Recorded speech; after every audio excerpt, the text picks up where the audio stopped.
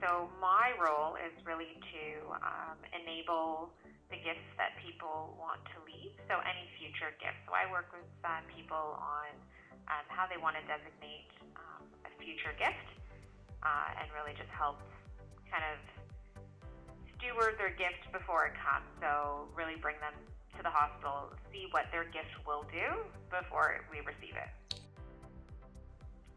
Well, I had just kind of did some searching, I guess Google searching, and came across Lisa and just the fact that she does sales specific to Oshawa, and that was the area that we needed the sale for. And then when I did speak to her and she shared about her connection to sick kids, and obviously, really being enthusiastic about the sale and wanting it to be really successful, it made it pretty easy.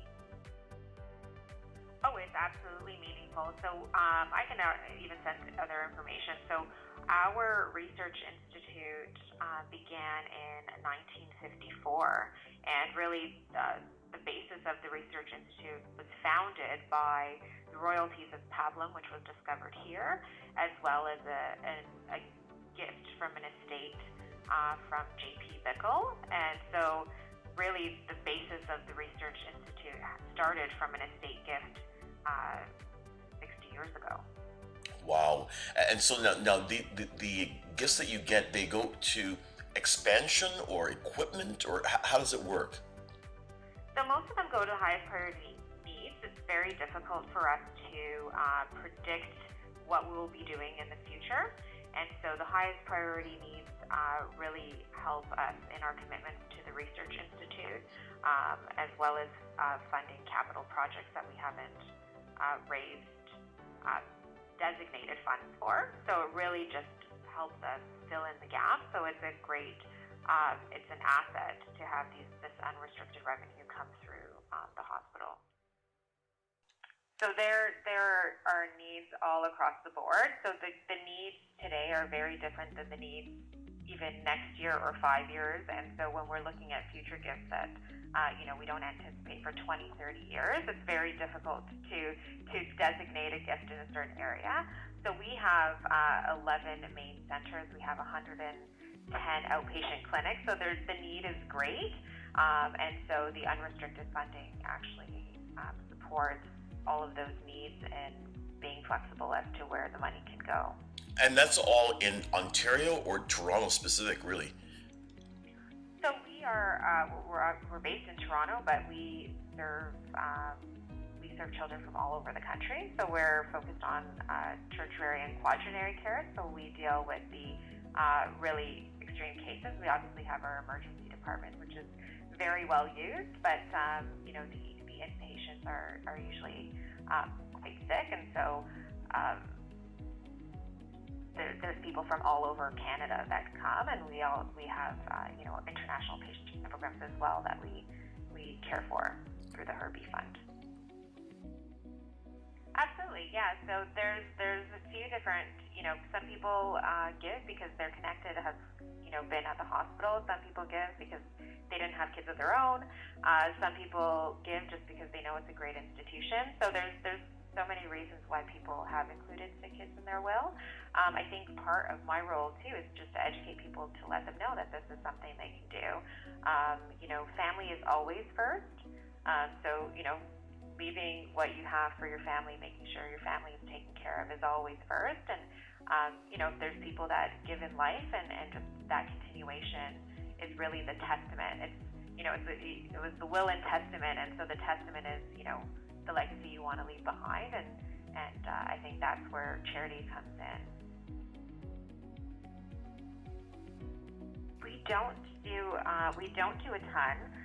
So this one is unique in that we are the residual beneficiary. So we have a large portion of the estate was left to us. So other beneficiaries have all been designated their portion of the estate, and so we were left with the home and the contents. So we just everything was in good condition, and we have to clear the home, so it would just kind of made sense in this way to do the estate sale. He had some neat things, and so We haven't done a ton of these estate sales, but I know we'll probably have another estate coming up that we'll also have to do another estate sale for. So it looks like we might be doing more of these as we see fit. So we would never have that. Usually it's left up to the executor to do the estate sales, but since we're the only remaining beneficiary, we've kind of worked with the executor to make this happen. Now, have you walked through the property? Have you seen the property? I have, yes. Well, I think he had some new furniture. He has a flat screen TV. He had a huge workshop in the basement, so lots of neat tools. He was a coin collector. He has some porcelain dolls, a lot of Swarovski crystals. So something for everyone, I think. So I did contact. I contacted 3 companies, and she called me. I think just by email. She called me. I think that same day or the next day, and was really enthusiastic about it. And so, I think you want someone that really wants to have your business, and she was fantastic in sharing her connection to kids, which really just seemed like a great fit.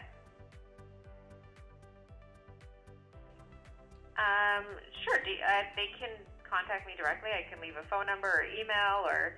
Yeah, phone. Can you just repeat the phone number and email, and then I'll have it on the record.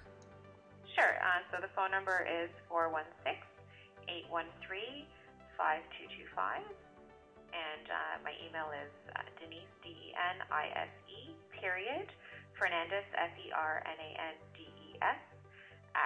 @sigkidsfoundation.com.